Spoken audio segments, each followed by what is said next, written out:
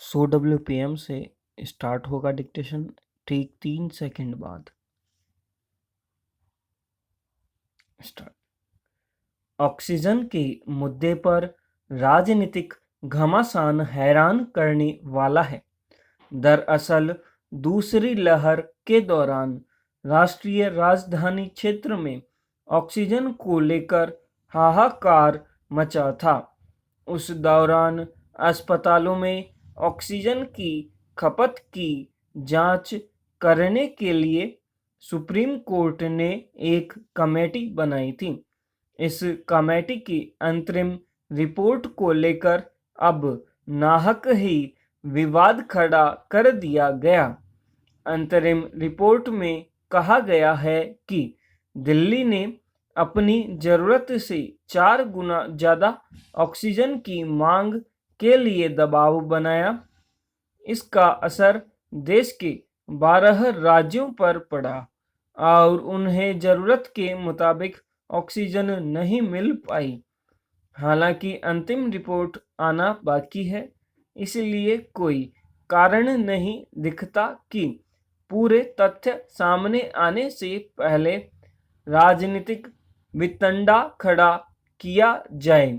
इस विवाद के बाद कमेटी के सदस्य और अखिल भारतीय आयुर्विज्ञान संस्थान दिल्ली के निदेशक डॉक्टर रणदीप गुलेरिया ने साफ किया कि यह रिपोर्ट अंतरिम है, इसलिए इसके आधार पर यह कहना सही नहीं होगा कि दिल्ली ने जरूरत से ज़्यादा ऑक्सीजन मांगी।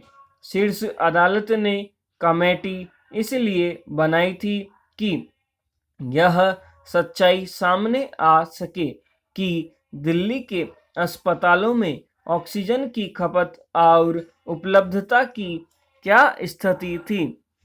पर इस मुद्दे पर कमेटी के सदस्यों के बीच भी मतभेद की खबरें आ रही हैं। कमेटी के एक सदस्य ने रिपोर्ट को पूर्वाग्रह से ग्रस्त बता दिया। कुछ सदस्य बैठकों में ही नहीं गए, इसलिए राजनीतिक विवाद और आरोप प्रत्यारोप शुरू होने में जरा देर नहीं लगी।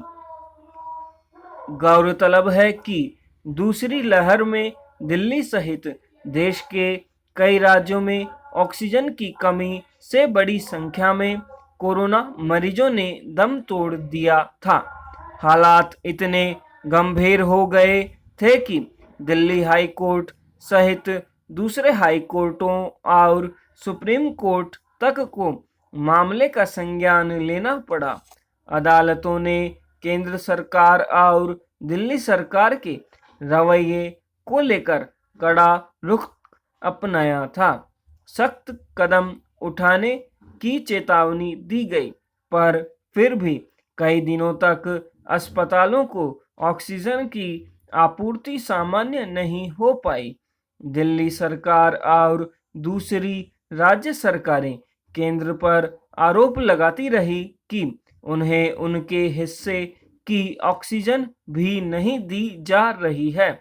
केंद्र सरकार के इस रवैये पर सुप्रीम कोर्ट ने कड़ी नाराजगी जताई थी और पूछा था कि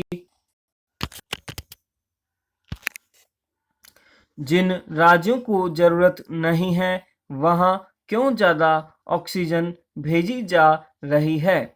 वैसे संकट के कारण और भी थे। अचानक मरीजों की संख्या में तेजी, ऑक्सीजन सिलेंडरों और टैंकरों की भारी कमी, उत्पादन का संकट आदि। लेकिन अदालतों की संख्या से चीजें धीरे धीरे कुछ हद तक सामान्य भी हुई। इस वक्त देश मुश्किल हालात से गुजर रहा है। तीसरी लहर का खतरा सर पर है, इसमें तो कोई संदेह ही नहीं कि ऑक्सीजन का मुद्दा बेहद गंभीर है। हालांकि पिछले कुछ दिनों में सरकारों ने अस्पतालों में ऑक्सीजन की उपलब्धता को लेकर कदम उठाए हैं। कमेटी की अंतरिम रिपोर्ट ने सबसे महत्वपूर्ण सुझाव यह है कि पिछले अनुभवों से सीख लेते हुए पेट्रोलियम उत्पादों की तरह ऑक्सीजन का भंडारण भी रखना चाहिए। कमेटी ने ऑक्सीजन की जरूरत निर्धारित करने का फॉर्मूला बनाने को भी कहा है। इसलिए जोर भविष्य के संकट से निपटने की रणनीति पर होना चाहिए, न कि एक दूसरे की बखियां उधेड़ने में। दुनिया भर ने देखा कि जब लोग ऑक्सीजन के अभाव में मर रहे थे तो हमारी सरकारें अदालतों में एक दूसरे को घेरने में लगी थी और हर संकट में अवसर तलाश रही थी। कम से कम संकट काल में तो ऐसी प्रवृत्तियों से बचना चाहिए। नए कृषि कानूनों के विरोध में किसानों को आंदोलन करते 7 महीने हो गए।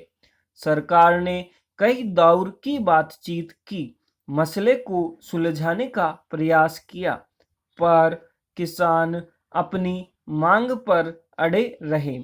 प्रशासन ने उन पर बंदिशें लगाने की कोशिश की ताकि यह आंदोलन कमजोर पड़ जाए, किसान अपने घर लौट जाएं, मगर वे डटे रहे। हाड़ कंपाती ठंड, ऊपर से भारी बरसात और फिर लू के थपेड़े भी उनका हौसला नहीं तोड़ पाए। अब 7 महीने पूरे होने पर संयुक्त किसान मोर्चा ने एक बार फिर अपना दम दिखाया और दिल्ली उत्तर प्रदेश की गाजीपुर सीमा पर भारी संख्या में किसान ट्रैक्टर लेकर पहुंच गए। पूरे देश में राजभवन के घेराव का प्रयास किया गया।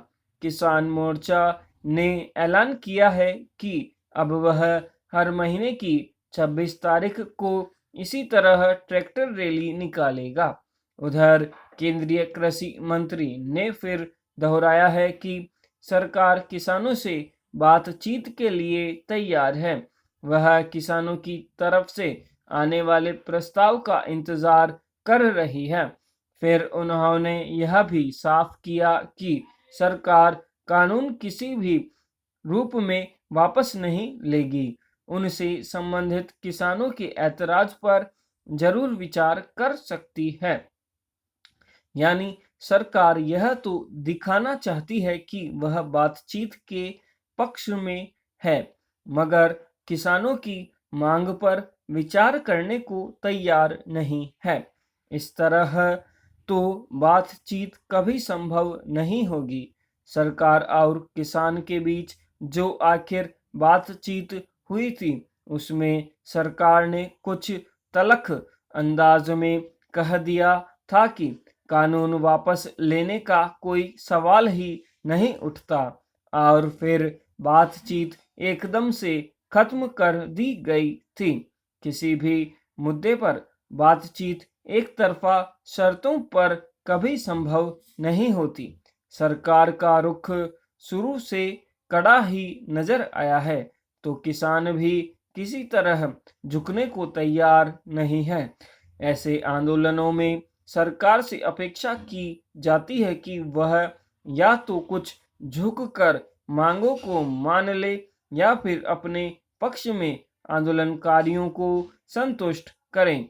अगर सचमुच तीनों नए कृषि कानूनों से किसानों को